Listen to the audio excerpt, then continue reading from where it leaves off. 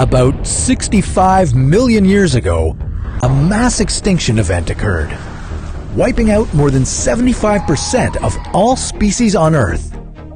There have only been 5 mass extinctions in our planet's 4.5 billion year history, but the next one has already started. By the end of this century, 1 in 6 species on Earth could be gone. Will humans go with them? How could we survive a 6th mass extinction? How could we prevent one? This is What If, and here's what would happen if we set aside half our planet for wildlife. The reason we're all still alive on this planet is thanks to biodiversity. From the tallest trees to the biggest animals, to the weirdest plants, to the grossest fungi, to the buzziest bugs, and even the creatures you can't see, we all rely on each other to make life on Earth possible. And our world would be harmonious, except that humans are unreliable. Thanks to our unstable practices, the world's wildlife is inching towards an extinction rate that's 10,000 times faster than what's considered to be natural. Without taking drastic action, we might be facing extinction ourselves. But how far are we willing to go? Pulitzer Prize-winning author and biologist E.O. Wilson came up with what is now known as the half-Earth idea. It involves making half the planet a human-free zone, leaving nature to do what it can to stabilize itself. This means that the current global population of roughly 7.7 billion people would have to make do with half the space we currently have. And for a lot of people, that's just not feasible. Cordoning off half the world for extreme conservation would displace roughly 1 billion people, most of them from low-income backgrounds. Think of those parts of the world where overpopulation is severe, and then imagine that situation everywhere.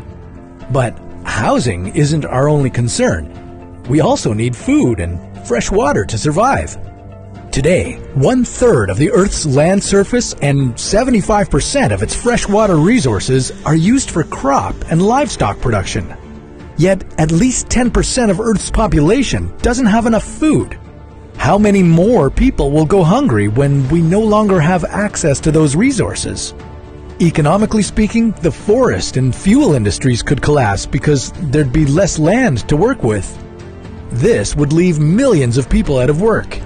But the losses might be recouped in the form of new opportunities in more sustainable fields.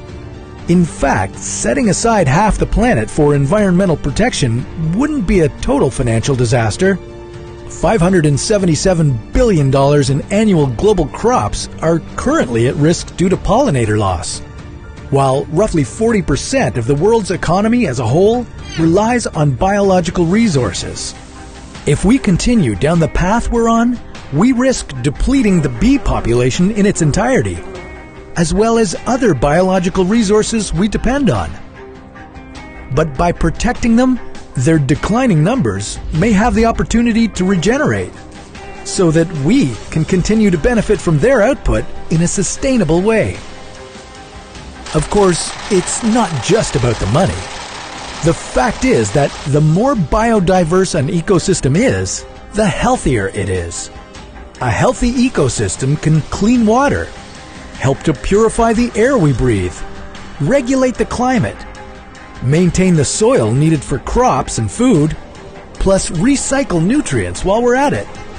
In short, we can't afford to continue living in a way that accelerates the extinction of other species, because we need them as much as they need us. The half-Earth idea might be too much. In fact, it's virtually impossible to implement. But the consequences of doing the bare minimum would be even worse.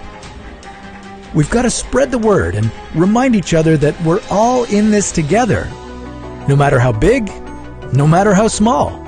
Because every time a species goes extinct, it brings humans closer to our own extinction. Don't believe me? Have you ever wondered what would happen to us if all the world's insects disappeared? Well, that's a story for another What If.